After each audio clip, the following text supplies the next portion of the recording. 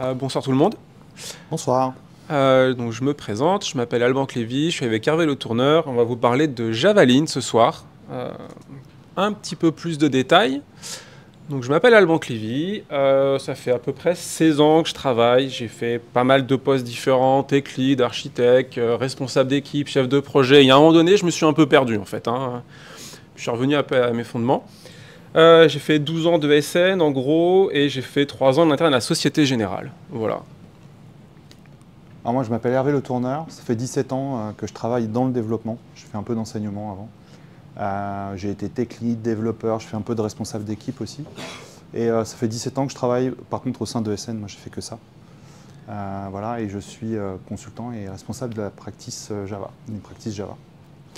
Niveau réseaux sociaux, on n'est pas hyper calé là-dessus, donc à part un LinkedIn qui traîne, où là vous verrez des messages parfois postés d'Hervé, rarement de moi, c'est à peu près tout. Voilà, on n'est pas très actif sur les réseaux sociaux, il faudrait qu'on s'y mette.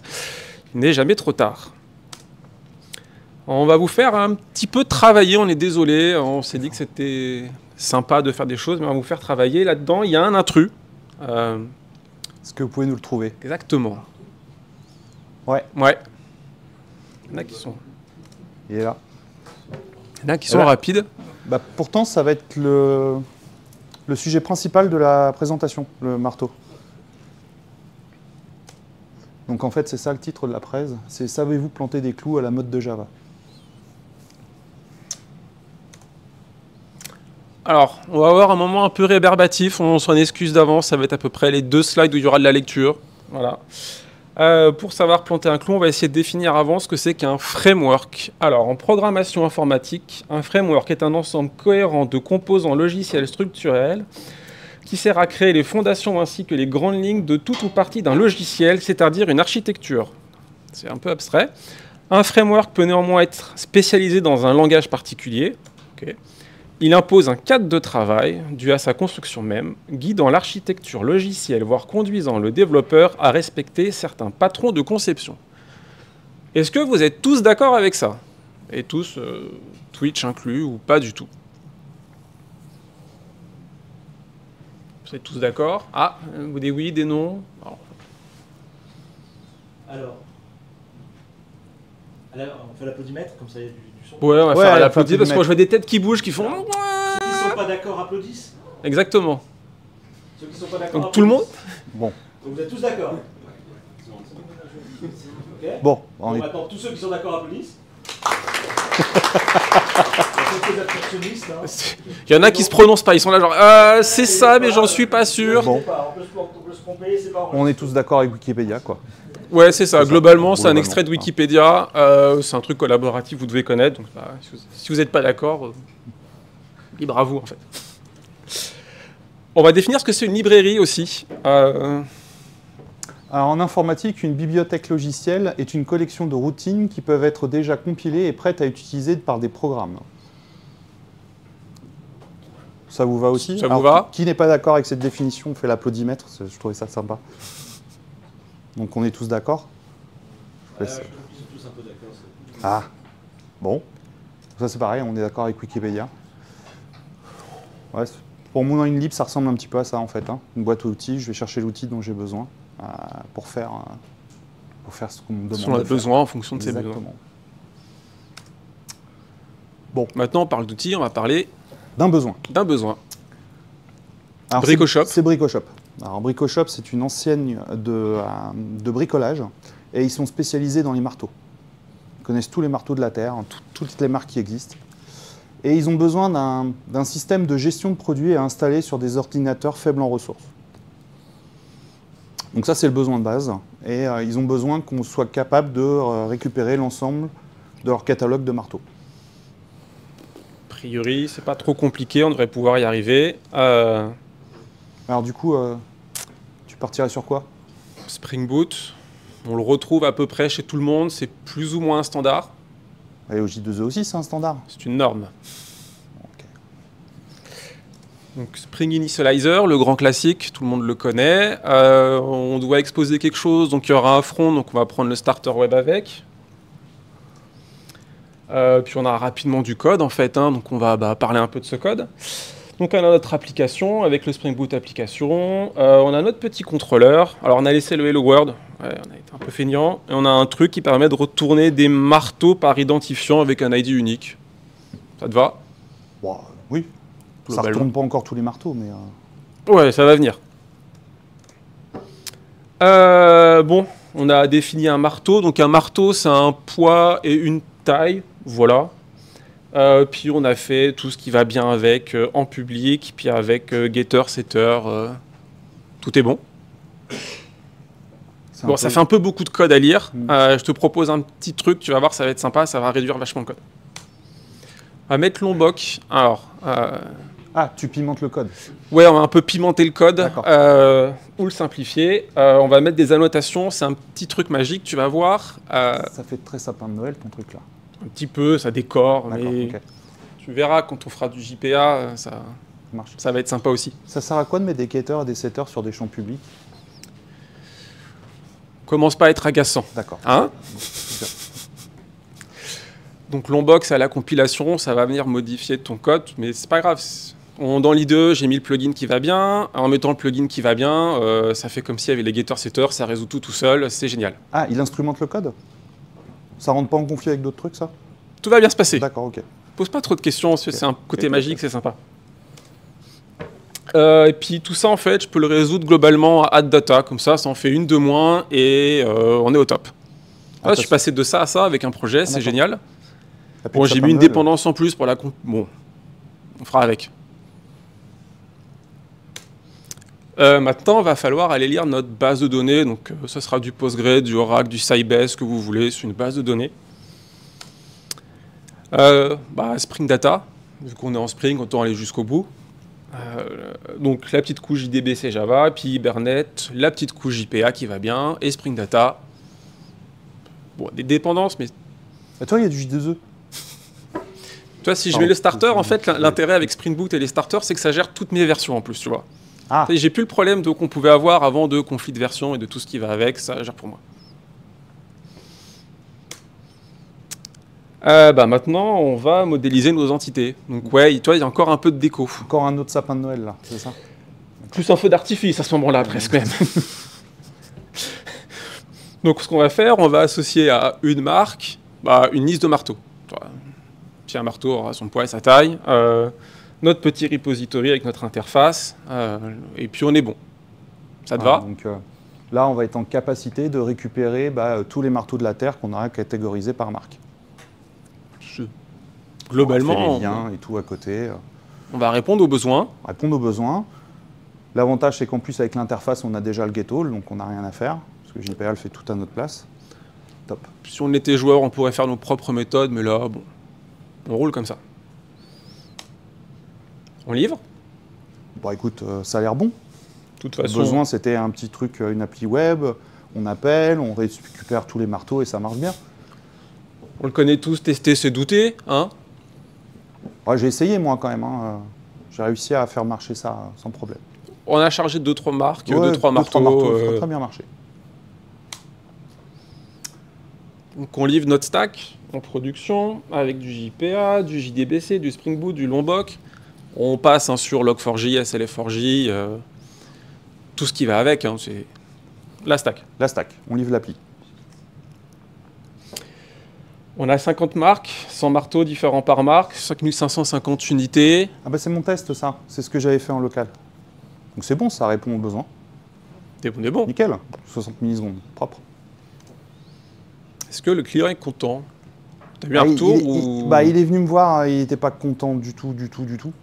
Déjà, l'appli, elle mettait un temps infini à démarrer. 60 millisecondes, le coup d'avant. Non, ça c'était le temps de charger les marteaux. Là, on parle de plusieurs secondes pour démarrer, quoi. Déjà, juste l'appli. Elle a démarré. Oui, et puis il attend toujours que sa liste de marteaux soit chargée. Bon, le jar, il est léger, 80 mégas. Donc là, en fait, on parle d'une petite application légère, hein. On n'a pas fait grand-chose, hein. On a juste cherché un ensemble de marteaux dans une base de données, très peu de code, et on se retrouve avec un temps de démarrage de plus de 4 secondes, juste pour faire ça, et un jar qui fait 82 mégas. Je rappelle, on dit Hello World et on va chercher une liste de marteaux, tout ce qu'on fait. On a tous Bon. fait des services qui font ça. Hein. Alors, j'ai cherché à comprendre ce qui se passait. Alors déjà, il faut comprendre qu'en fait, il y avait 50 000 marques et 100 marteaux par marque, ce qui faisait 5 millions d'entités à charger en mémoire. Là, vous avez un petit profiling de mémoire pour regarder ce qui se passait. La flèche en rouge, là-bas, c'est j'ai arrêté, je suis allé me coucher, j'en ai marre. Là, on avait chargé 300 MB en mémoire. A priori, ça veut faire, je sais pas, 20% des marteaux à charger. Et là, il y avait en 1 heure de temps. Donc, là, c'est Hibernate qui nous posait problème. Et pourquoi? Pourquoi? Donc, ce cas-là, je l'ai rencontré chez un client, pour être précis. Dans la dernière version d'Hibernate, ils ont essayé de régler un problème qui est le problème de produits cartésiens. Quand on fait mal nos jointures, on peut se retrouver avec des produits cartésiens et des lignes en double. Et ils se sont dit que ça serait bien qu'eux règlent ce problème-là, donc ils ont un algo pour essayer d'épurer. Sauf que l'algo, il prend un temps infini et il est exponentiel avec le nombre d'entités. Et c'est ce qu'on voit là, c'est-à-dire que j'en ai que 5000, je mets 60 millisecondes, c'est à peu près propre, ça va vite, mais dès qu'on commence à monter dans les tours, ça ne marche plus, c'est hyper lent, ça ne marche pas. J'ai levé un ticket, la réponse a été on va améliorer l'algorithme, mais les perfs vont globalement diminuer. On va faire avec. Mais c'est ça qui explique le problème qu'on voit là et le temps qu'il met à charger en mémoire. On n'a pas adressé le besoin client, on a une application lourde. Et puis je ne peux pas l'adresser. En tout cas, sur la stack Là, actuelle telle qu'on est là, je n'aurai pas de capacité à l'adresser, ou alors il va falloir que je commence à faire un mumuse avec Hibernate, son cache et compagnie pour réussir à faire quelque chose. On revoit le schéma de base de données différemment, Ouais, on bricole un truc. Il va falloir qu'on adresse le problème différemment. Ouais. Donc, le petit marteau montrait qu'on ne répond pas aux besoins du client. Donc son besoin, je le répète, c'est un système de gestion de produits installé sur des mini-ordinateurs faibles en ressources. Le besoin du client, c'est je veux que ça démarre vite, je veux que ça consomme peu de mémoire et que ça charge vite mes marteaux. C'est ça son besoin.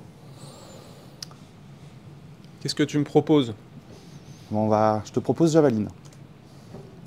Alors Javaline, c'est un framework web. Alors si vous allez sur la documentation, là il y a écrit framework, mais sur le README, il parle plutôt de librairie. Il se considère plus comme une librairie légère, d'où le fait qu'on parlait un petit peu des différences de définition entre les deux. Donc c'est une surcouche très légère à un Jetty. La seule chose qu'il propose, c'est une façon simple de pouvoir déclarer des endpoints pour répondre à des requêtes web. C'est tout ce qu'il fait. Il n'y a pas de conteneur IOC à l'intérieur. Il y a juste ce qu'il y a écrit ici. Sur slash, je vais exécuter le code qui est là. Et ça fait Hello World. Le bout de code là, vous le mettez dans un main avec Javaline. Vous appelez slash, vous avez Hello World qui s'affiche. C'est très simple aussi à écrire. Je démarre un Jetty, je mets un war, je fais la même chose. Oui, il va falloir que tu fasses le mapping toi-même à la main, tout ça, tout un truc. Tu vas faire plein de code qui n'est pas très amusant. Pour le coup, là, le framework va le faire à notre place, mais c'est simple. Et ça ne fait pas plein de choses qu'on ne sait pas en background. Donc, comment ça se passe? Là, on va avoir un petit peu plus de code que ce qu'on avait avant. Donc au-dessus, là, on va créer Javaline, on va binder nos contrôleurs. Donc les contrôleurs sont ici, on va déclarer les routes. Donc on va dire, sur la route Hello World, c'est la méthode Hello World qui va répondre, qui va donc donner le mot Hello World. Et en dessous, vous avez les mêmes endpoints qu'on avait en Spring. Donc on les déclare comme ça. Et en dessous, vous voyez là, les méthodes, ça fait la même chose, mais on appelle comme ça. Et on les bind de là-haut, on démarre, et on est bon. On a nos endpoints qui sont déclarés. Alors, on a plus de code. Pourquoi? Spring, c'est un conteneur IOC. Donc il crée nos billes à nos places. Il crée les contrôleurs, il crée les services, il crée les DAO, il crée la data source, il fait tout ça. Donc là, ce n'est pas un conteneur IOC, c'est une librairie. Donc il va falloir la faire nous-mêmes, la factory. Je te laisse. Donc il y a plus de code dans le sens où la factory, c'est à moi de l'écrire. C'est à moi de créer toutes ces couches-là. Ça a un avantage, c'est que si je rajoute une dépendance à un service, à la compilation, je m'en rends compte. Tandis que quand on oublie de mettre une annotation quelque part en Spring, il faut attendre de démarrer pour se rendre compte qu'on a oublié de mettre l'annotation à AutoWired ou à component. Là, tout de suite, à la compile, il va dire quelque chose. Je n'ai pas la dépendance. On me l'a donné. Si par hasard, je veux un conteneur IOC, comment je fais? On peut très bien ajouter un conteneur IOC au sein de Javaline. Rien ne l'empêche. Il suffit juste au démarrage de Javaline de dire de déléguer à Spring, par exemple, qui est un conteneur IOC, mais vous en avez d'autres, la création de l'ensemble des contrôleurs. Ensuite, on récupère les contrôleurs et on en référence dans Javaline. C'est tout l'avantage. On plug ce qu'on veut. Alors, on se retrouve avec la même entité que tout à l'heure, avec toutes les méthodes. Bon, là, j'ai retiré les getters et les setters, parce que comme c'était public, je ne voyais pas trop l'intérêt. Et du coup, en Java, on a utilisé quelque chose qui s'appelle les records, tout simplement, si on veut gagner un petit peu de comment dire, la lecture de code et que des choses soient générées automatiquement, on a utilisé des choses qui sont natives au langage. Donc le record, c'est quelque chose qui est apparu Java 17 sur la LTS, ou Java 15 la première fois. Java 15 et Java 17.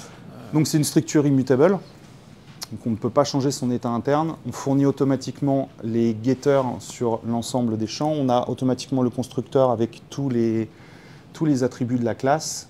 Et on a aussi equals, hashcode qui sont et toString qui sont automatiquement implémentés pour nous et de la meilleure des façons. Parce que celle de Lombok, je sais pas. Et des petites évols qui arrivent aussi sur les records pour les motifs, tout ça. Pour la base, tu proposes quoi? Alors, comme je disais tout à l'heure, le problème qu'on avait de mémoire, il était lié à Hibernate. Donc moi, je propose à revenir sur quelque chose de plus simple. Hibernate, c'est un ORM, donc c'est Object Relational Mapping. Hein. Le but, c'est de faire communiquer le monde relationnel qui présente les datas d'une certaine façon vers le monde objet qui représente les datas d'une autre façon. Les ORM sont intéressants dans le sens où le mapping d'un résultat vers un objet, je ne sais pas si vous en avez fait, mais ce n'est pas le truc le plus marrant de la Terre, et on aimerait bien qu'il y ait quelque chose qui s'occupe de ça à notre place. Il y en a d'autres ORM qui sont beaucoup plus légers qu'Hibernate, et notamment celui que je vous propose d'utiliser ici, qui s'appelle JDBI. Donc JDBI ne va pas s'amuser à ajouter un cache de session, ne va pas vous amuser à créer les requêtes SQL à votre place. La seule chose qu'il va vous proposer, c'est la capacité de prendre un résultat et de le mapper directement dans votre entité, ou inversement, de prendre une entité et d'être capable d'en extraire les paramètres pour un insert, par exemple. C'est à peu près tout ce qu'il fait. Alors, il y a d'autres fonctionnalités, je schématise un petit peu, mais c'est beaucoup plus simple. Il n'adresse que cette problématique-là.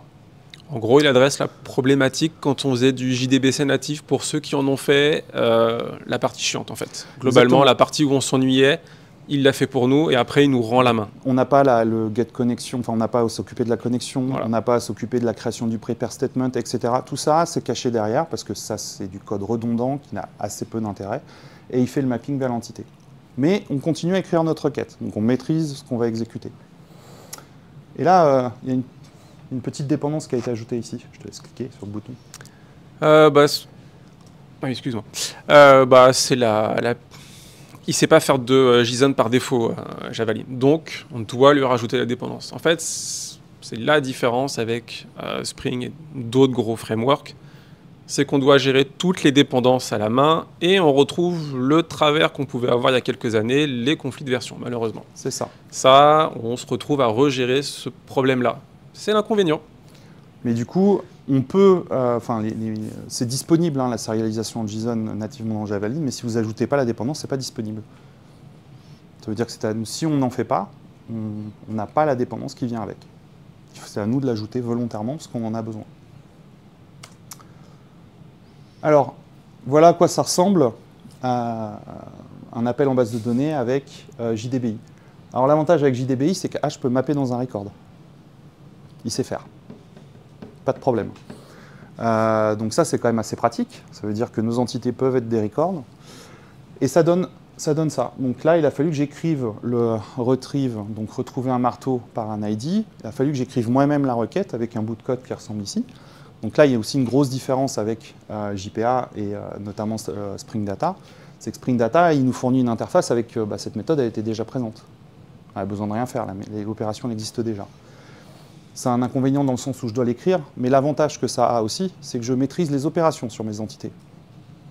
Parce que quand j'ai une interface JPA, j'ai du get, j'ai du find, j'ai du put, j'ai de l'insert, mais est-ce que c'est normal d'avoir ces opérations sur ces entités? Pas forcément. Ici, je maîtrise ce qui arrive à mes entités. C'est-à-dire que là, je vois que sur un marteau, la seule chose que je fais, c'est les retrouver, c'est tout. Je ne les modifie pas.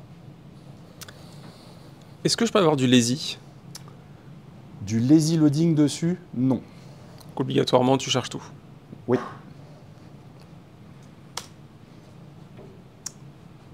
Bon, alors j'ai oublié pour JDBI, si vous voulez générer automatiquement des interfaces, vous pouvez aussi, mais c'est pareil, c'est votre choix.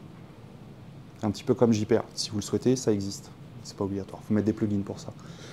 Bon, on va livrer l'appli en prod. Donc on livre la nouvelle stack, composée donc de Javelin, JDBI, JDBC, puis Java. À peu près tout. Donc là, 50 000 marques de marteaux, 100 marteaux, 5 millions, 50 000 entités, et là je les ai chargés en 10 secondes. J'ai un petit peu plus de code, des choses qui sont moins standards, mais j'ai des performances qui sont complètement différentes.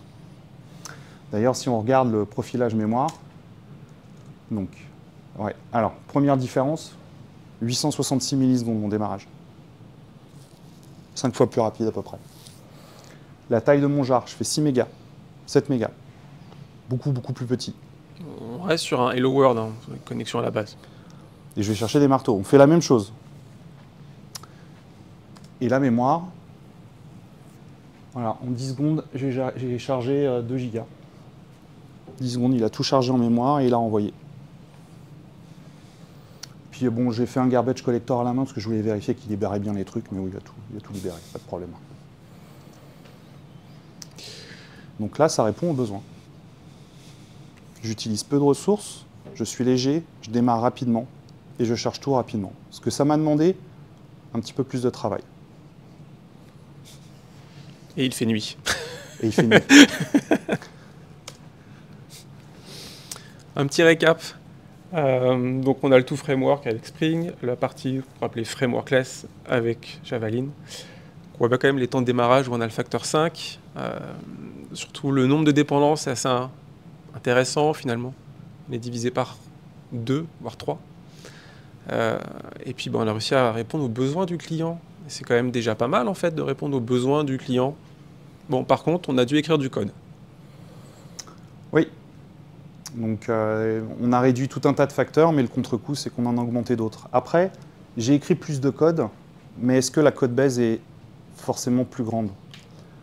J'ai quand même une application qui fait 80 mégas. Je me prends la code base de tous les frameworks. Donc en fait, la code base, elle est énorme. Ici, la mienne est plus petite, même si j'ai fait un peu plus de code.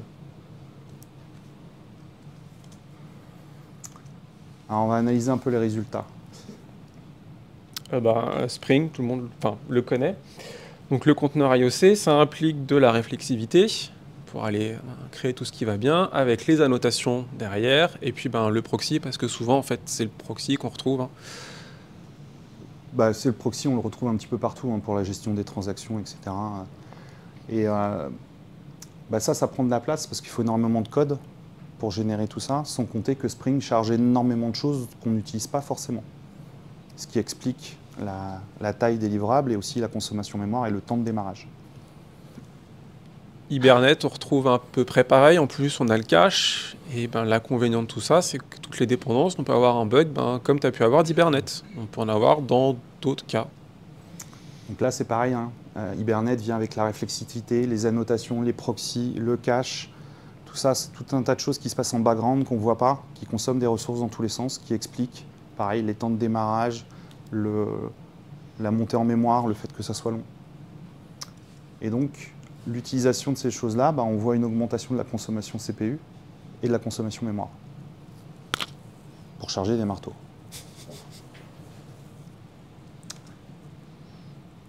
Et là, si on passe en architecture microservices, parce qu'on en a plein de services comme ça. C'est un peu l'architecture à la mode quand même. Tout le monde fait de l'architecture microservices en ce moment. Donc, j'avais 80 mégas pour une appli, et là, j'en ai 7.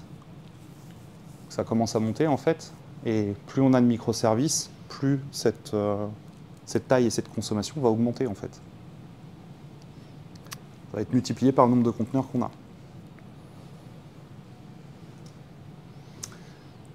Alors l'autre problème, c'est que ça a un impact sur la sécurité. 62 dépendances d'un côté, 27 de l'autre. Comme dirait une personne dans la salle, la sécurité, c'est une affaire de tous. Et je pense que tout le monde se rappelle de ce qui s'est passé il n'y a pas longtemps. Un truc qui s'appelait Log4j un lundi matin. Où à peu près on a tous fait la même chose en arrivant au boulot. Réunion de crise pour régler un problème Log4j qui était partout. À 62 dépendances, des Log4j en puissance, il y en a beaucoup en fait. Dans le cadre où je suis actuellement, ils ont changé la façon de scanner les applications et les dépendances. Il y a beaucoup de correctifs qui vont arriver. Pour ceux qui seront encore là, ils se rendent compte qu'en fait, il y a plein de dépendances qui sont complètement obsolètes avec des failles de sécurité de partout. Le problème, c'est que ça implique de faire des migrations techniques. et que les clients, ils ont dit non, j'ai pas besoin de faire des migrations techniques, j'ai des besoins métiers en fait. Donc il faut vraiment se poser la question d'avoir toute cette stack de dépendance parfois vis-à-vis de tous les enjeux en fait. Parce que ça, au final, ça augmente la surface d'attaque, on a plus de vulnérabilités possibles, et ces frameworks sont tellement lourds que le temps qu'ils mettent la version pour se mettre à jour, ça me prend énormément de temps. Ça se fait pas rapidement. C'est plus long hein, de migrer 62 dépendances techniques que d'en migrer potentiellement 27. Surtout que sur les 62 dépendances, il y en a beaucoup qui sont interdépendantes au sein de Spring, donc c'est compliqué, quoi. Par contre, tout est géré d'un coup. C'est le côté facile avec Spring. Politique RSE. On entend beaucoup parler de cette politique-là. Encore une fois, on a un jar de 80 mégas qui met 4 secondes à démarrer. C'est du CPU consommé, c'est de la mémoire consommée, c'est tout un tas de choses multipliées par les microservices. Est-ce que ça doit être la réponse automatique à tous nos besoins? Est-ce qu'on ne pourrait pas réfléchir à d'autres outils qui sont peut-être moins gourmands et qui vont répondre précisément à nos besoins? Dans le cadre où je suis actuellement, il y a une chasse qui est un petit peu faite sur réduire les coûts en fait. Et réduire les coûts, j'ai des applications Docker qui sont à plus de 7 à 12 voire 16, 12 gigas certaines. Le truc c'est qu'il faut réduire les coûts, donc il faut qu'on consomme moins de mémoire. Ouais, moi j'ai un truc par défaut qui prend beaucoup de ressources. Et je suis dans un contexte où on a besoin de beaucoup de ressources. Mais on peut légitimement se poser la question de charger, poser 80 mégas plus toute la mémoire qui va avec, alors que bon, là on fait des marteaux. Il y a quand même des gens qui mettent des pistes d'amélioration. D'optimisation, ouais. Donc pour démarrer Spring plus rapidement, on parle de GraalVM, de compilation natif. Bon, ça pose d'autres problèmes, mais plutôt à la phase de compilation. Hein. Parce que tout n'était pas toujours raccord encore, malheureusement. On va résumer un petit peu les avantages, un petit peu inconvénients. Donc le tout framework, c'est un standard sur le marché. Hein. Je pense que tout le monde ici, on est tous confrontés à ces stacks-là, en fait, hein, de Spring, Hibernate, on la voit partout. Il y a beaucoup de fonctionnalités qui sont déjà écrites, donc on ne se pose plus de questions en fait. Le framework nous les fournit automatiquement, on se concentre quasiment que sur le code métier, c'est l'avantage d'ailleurs. Moins de code. Par contre, on est contraint par le framework, c'est-à-dire qu'il faut marcher dans son cadre. Donc dès qu'on a un besoin qui n'est pas dans le cadre, ça peut devenir rigolo de réussir à faire rentrer un rond dans un carré. C'est une boîte noire. Alors, globalement, dès qu'il y a un problème à l'intérieur de Spring, ça devient rigolo, ou d'Hibernate, ça devient rigolo de comprendre comment ça fonctionne. On a passé là sur le sujet de la mémoire là, de Hibernate pour voir le coût du produit cartésien. Je ne sais pas de combien de classes on a décompilé pour réussir à trouver l'algorithme qui allait pas. Puis on était au fin fond des arcanes du framework. Donc c'est lourd et c'est long pour comprendre. Tout ça pour sortir un ticket et demander à quelqu'un d'autre d'essayer de régler le problème. Ça consomme beaucoup plus de ressources, pas forcément adapté à des politiques RSE, et on a aussi une plus grande exposition aux menaces, parce que énormément de dépendance, donc beaucoup plus de vulnérabilité potentielle.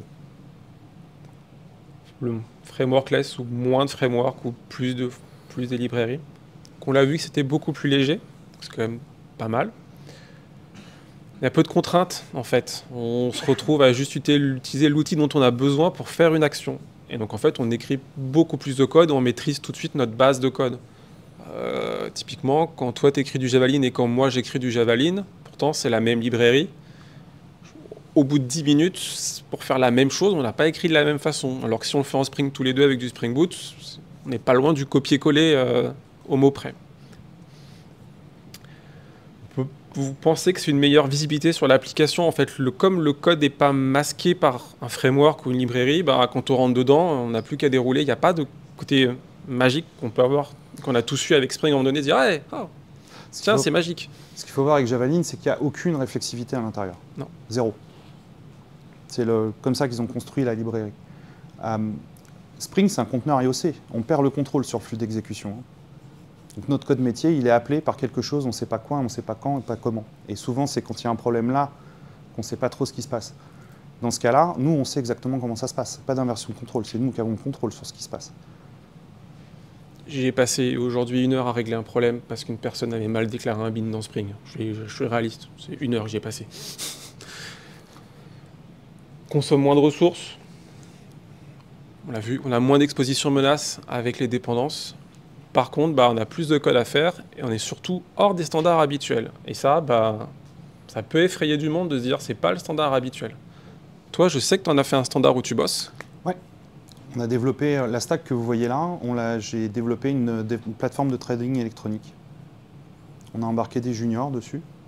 Ils n'ont eu aucun problème à rentrer dans le code. C'était juste du code, c'est du Java. Donc au final, ils pouvaient utiliser leur base. On a pu décider nous-mêmes de comment construire les couches. On n'était pas contraints par le framework. Et donc, dès qu'on a eu des besoins qui sortaient un petit peu de l'ordinaire, c'était facile. Parce qu'on n'avait aucune contrainte, en fait. On était libre. Et ça se passe très bien. On a des performances qui sont tout à fait acceptables. Et je pense que si on avait pris Hibernate, on aurait eu 2-3 soucis à 2-3 moments. Puis on voit qu'il y a quand même pas mal de personnes qui font un peu moins de Spring, qui commencent à faire du Quarkus, du Micronaut. Alors ça reste des grosses choses, mais on sent qu'il y a d'autres personnes qui disent peut-être que Spring, c'est pas automatique. Notre quotidien, on n'est pas des ayatollahs de Javelin, rien du tout, ou du frameworkless et du tout framework, pas vraiment. Globalement, on s'adapte. Donc, avec nos équipes, parfois on dit oui, parfois on est d'accord, parfois on n'est pas d'accord. On propose des solutions, des contre-solutions. C'est un peu au cas par cas finalement. En fait, on s'adapte. Moi, j'ai 2 exemples à donner d'ailleurs d'adaptation qu'on a pu avoir. C'était chez un client où ils avaient tous les sirettes à charger en base de données. Donc les sirettes, on les retrouve, c'est un gros fichier Excel qu'on voit sur un site internet. Il y a 24 millions de lignes à l'intérieur. Il fallait prendre ces 24 millions de lignes et les insérer dans une base de données. Et on me demande de venir parce que le batch, il prend 4 heures, 5 heures pour faire ça. J'arrive, je vois Spring Batch Hibernate. Je demande pourquoi. On lit un CSV, on met dans une base. Pourquoi tout ça? Au final, avec 50 lignes de code, normalement, on doit y arriver. Elle me dit, c'est dans les standards. Je fais, laissez-moi une demi-journée et je vais le réécrire. 14 minutes plus tard, le temps que mon batch s'exécute et j'avais écrit le code en 1 heure à peu près, 14 minutes plus tard, tout était en base. Il y avait 60 lignes de code. Il n'y avait pas besoin de tout ça, en fait. Le besoin n'était pas du tout là. C'était trop compliqué, très difficile à configurer pour obtenir les performances que l'on souhaitait avoir. C'est vraiment du cas par cas. Il faut vraiment le voir comme un cas par cas du est-ce que j'ai besoin de ça à cet instant-là et qu'est-ce que ça va m'apporter finalement? Est-ce que c'est utile ou est-ce qu'il vaut mieux pas développer nous-mêmes? J'avais eu la brique de sécurité aussi une fois. Changement d'API de Spring Sécurité, on n'arrivait pas à s'en sortir. On l'a écrit nous-mêmes. On garde Spring, mais on a écrit juste cette brique-là nous-mêmes. C'était l'authentification Auth2. Ça a pris une demi-journée. On voulait même en faire une libre pour les autres parce que enfin tout le monde comprenait ce qui se passait. C'était clair, c'était lisible. Dans le cadre où j'interviens actuellement, la partie Auth2 est fournie par la société en fait. C'est une lib à part, on l'intègre, on met la bonne dépendance qui va bien, les 4 clés de conf et roule. Après, on a quand même le Hat Security, on l'utilise pour faire d'autres choses par-dessus. Faut pas déconner. Mais voilà, on s'adapte, c'est notre quotidien.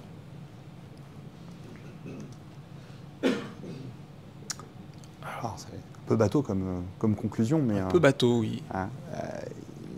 Je me rappelle, c'était la dernière conf, tu m'avais fait la réflexion. Le bon outil en face du besoin. Donc enfoncer une vis avec un marteau, on va y arriver, hein, mais le bois, ça va pas être joli. La vis, je sais pas dans quel état elle va être. Et essayer d'enfoncer un clou avec une clé à molette, on va aussi y arriver, mais ça va pas être Jojo à la fin. Tu as plus de chance sur le clou et la clé à molette d'ailleurs. Ah bon, si tu t'y prends bien, ça doit passer. Ah, ok. Sur la fin, ça va être compliqué quand même. Ouais, ça va se débrouiller. Okay. Tu taperas dessus avec la clé à molette, c'est ça? Ça aura une petite trace. Non, faut vraiment s'adapter et prendre l'outil dont on a besoin pour son utilité en fait. De réfléchir d'abord aux besoins, c'est quoi le besoin, et ensuite choisir les outils et pas le contraire. Souvent ce qu'on voit chez nos clients, on fait une application Java, on met Spring. Ah bon, pourquoi en fait? C'est quoi le besoin? Qu'est-ce qu'on a besoin de faire? Après on réfléchira à ce qu'on mettra et ce qu'on utilisera. Normalement, pour enfoncer le clou, on prend un marteau, pour la vis, on prend la clé à molette. Mais par contre, ce qu'il faut se dire, c'est qu'il y a des clouteuses qui existent. Si moi j'ai 500 clous à poser pendant une journée, peut-être aller me prendre une clouteuse, ça ira plus vite qu'un marteau en fait. C'est toujours pareil, toujours revenir à son besoin et qu'est-ce que je vais faire. La clouteuse c'est magique pour mettre 500 clous, vous y êtes en 10 secondes, c'est génial, c'est parfait. Pour un clou, un marteau. Merci.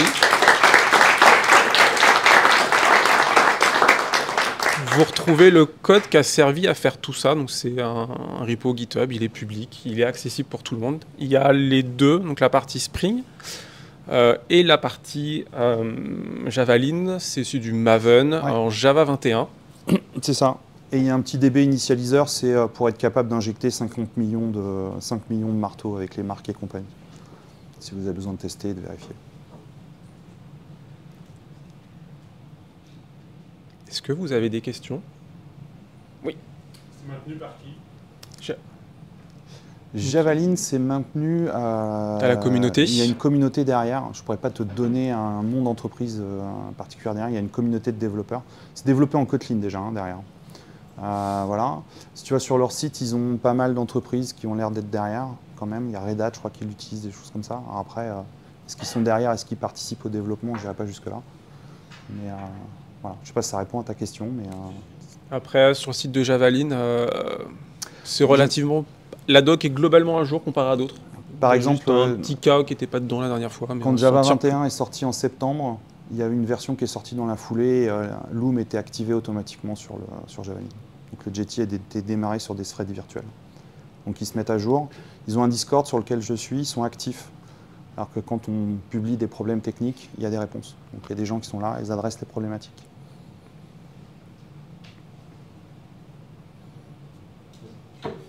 Une annonce provocatrice, une question tout le temps.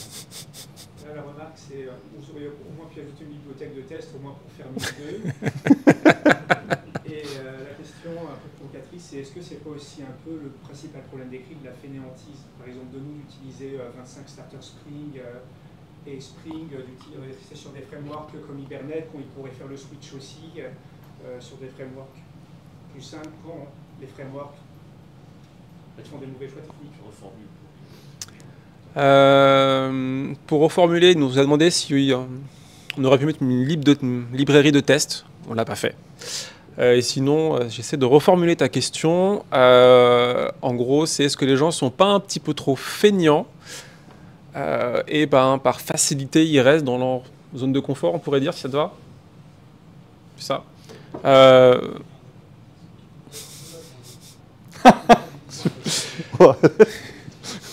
Oui, on a tous une zone de confort, il faut en sortir. C'est pas évident. C'est se faire violence. Alors, c'est pas que se faire violence. C'est parce que souvent dans les équipes, nous, en tant que développeurs, on subit aussi certaines décisions.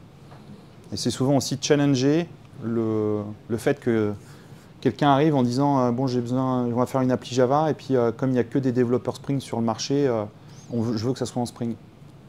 Donc là, je parle de la personne, là, le chef d'équipe qui arrive en proposant ça. Alors que c'est pas comme ça que ça devrait se poser. Il devrait exposer son besoin et l'équipe, elle, va choisir les outils qui vont derrière.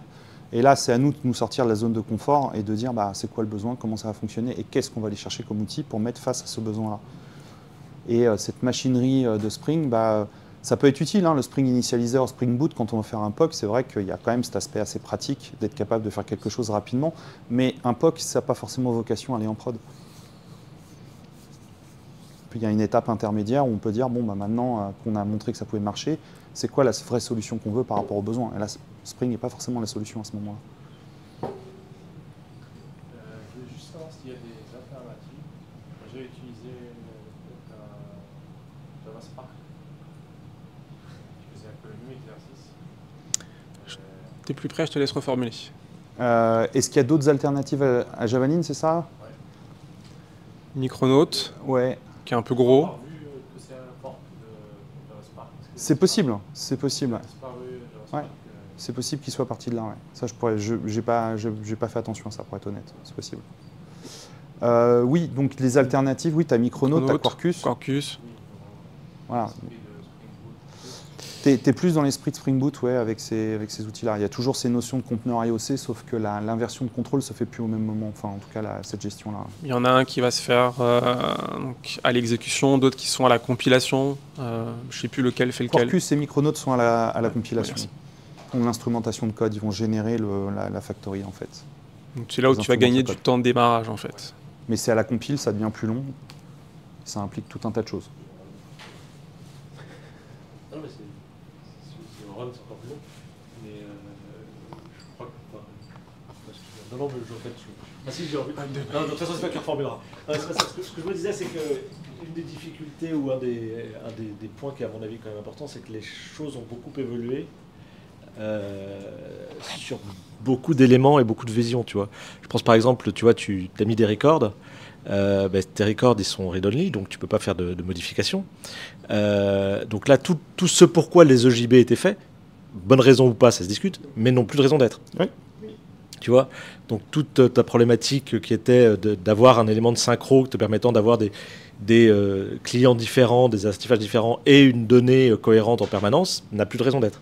Et encore une fois, c'est des exemples parce qu'à un moment, on pensait que c'était nécessaire et puis peut-être que ça ne correspondait pas à tous les éléments.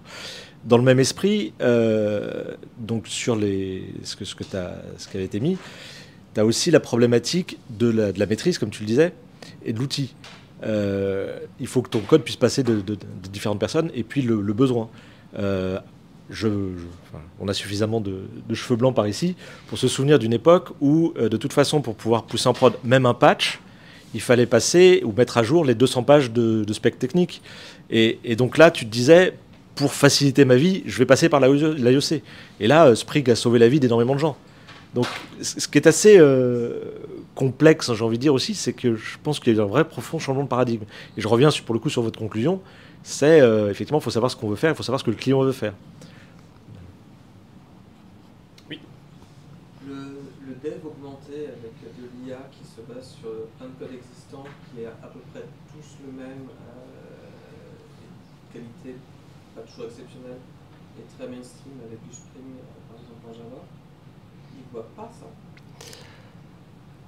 Tout son outillage va Oui. pousser à faire... La question ou la remarque, c'est tous les développements qui sont faits avec l'aide de l'IA.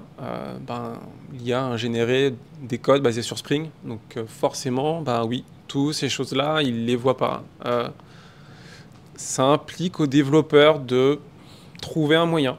Je dis bien trouver un moyen de passer du temps à regarder ailleurs. Comme ici, qui est un très bon endroit, comme des conférences ou sur son temps perso, voilà. Mais ça implique d'avoir une certaine curiosité à qu'est-ce que je peux trouver ailleurs en fait, comment font les autres. Voilà. C'est de la curiosité à avoir. Et je sais qu'on n'a pas tous forcément le temps, donc c'est compliqué. Si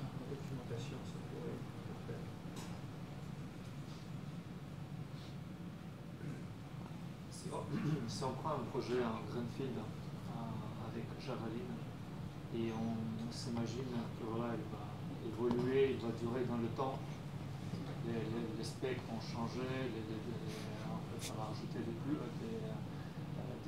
requirements, donc les gens vont changer. Quelles, à votre avis, seront parmi les premières problématiques qu'on va rencontrer dans ce projet? Donc, quels sont les challenges qu'on doit faire face qui peuvent être différents de ce qu'on connaît actuellement? Je te laisse reformuler. Tu veux que je reformule? Ouais, je veux bien. Ouais. Tu me dis si j'ai fait des bêtises. En gros, si on a un projet qui est basé sur Javelin, comment il va aller évoluer dans le temps avec, je pense, l'arrivée de nouveaux développeurs, ce que tu veux dire, la base de code qui évolue, les nouvelles spécifications. Quel est, selon nous, comment le projet va évoluer? Je dirais petit 1, il faut déjà embarquer l'équipe de dev actuelle. Mais peut-être que dans 2 ans, Javelin, c'est plus la bonne cible, ça répond plus aux besoins en fait. Il faut vraiment toujours se dire, à un instant T, c'est mon besoin. Ça répond à ce besoin-là. Est-ce que dans 2 ans, ça répond toujours à mon besoin? Peut-être pas. Hein. Ça se trouve, dans 2 ans, je dois gérer 90 millions de marteaux et j'ai un dataset en input. Hein. Donc, j'irai faire un job Spark à côté. Après, Je fais un code qui doit rester 20 ans. oui. Après, l'avantage, on va dire, de Javelin peut-être par rapport à un framework comme Spring, c'est que Javelin n'a pas vocation à gérer 36 problématiques différentes. Il fait qu'une seule chose, c'est exposer des endpoints web. C'est une surcouche légère à un Jetty. Donc s'il y a des évolutions, ça restera concentré dessus. Quand on est sur la stack Spring, on a tout ce qui va avec, et c'est massif, il y a énormément de choses, d'ailleurs plein de trucs qu'on n'utilise pas, et de temps en temps, il y a des montées de versions qui nous impactent, alors qu'on ne touchait pas spécialement à ces fonctionnalités et qu'on n'avait rien demandé. Tandis que là, a priori, si on utilise Javelin, il ne fait que ça. Alors on peut rajouter des plugins pour faire d'autres choses, mais ça reste un choix qu'on fait, mais ça ne vient pas automatiquement. Je ne sais pas si vous avez déjà vu ce que l'application de contexte charge au démarrage dans Spring, mais c'est assez monstrueux ce qu'il y a dedans. Et il y a plein de choses, on ne l'utilise pas. Et quand il y a des évolutions là-dessus, bah, on est impacté parce que c'est chargé en fait, hein, c'est là, hein, qu'on le veuille ou non. Ouais, typiquement sur les montées de version, REST-template, on l'a tous vécu, je pense à un moment donné, ils ont dit au fait, REST-template, bon, bah, dans les prochaines versions c'est deprecated, puis après c'est mort. Hein. Et là on a tous fait à peu près la même tête. Ah, ça va être compliqué les migrations de version pendant quelques temps. Hein. Voilà. Et là on n'a pas ce cas-là en fait, tu prends le client web par défaut de Java, dans Java 21, il est très bien, puis tu roules en fait, donc après, si tu veux mettre une surcouche ou tu as un autre client web tu peux, c'est une lib que tu rajoutes.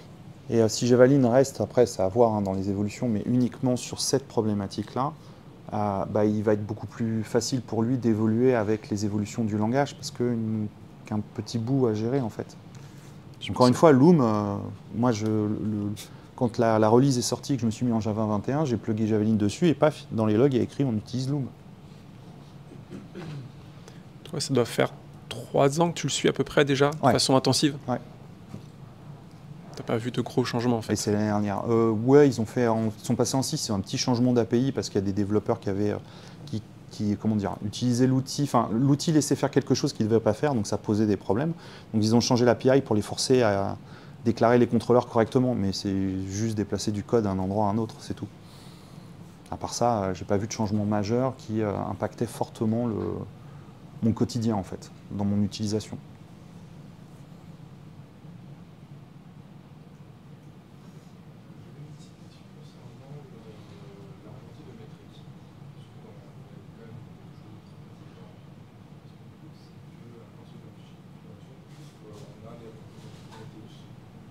L'actuator, par exemple?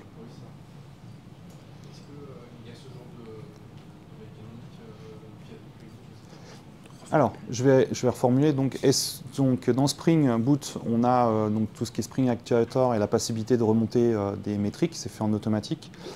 Est-ce que Javaline propose la même chose? La réponse est oui. Il y a un plugin pour mettre les métriques si on a envie. Prometheus, sur mon projet, c'est ce qu'on a fait. Donc, voilà. Donc, on peut même remonter les métriques de la JVM, etc. On les enregistre et elles sont publiées. Oui, c'est possible.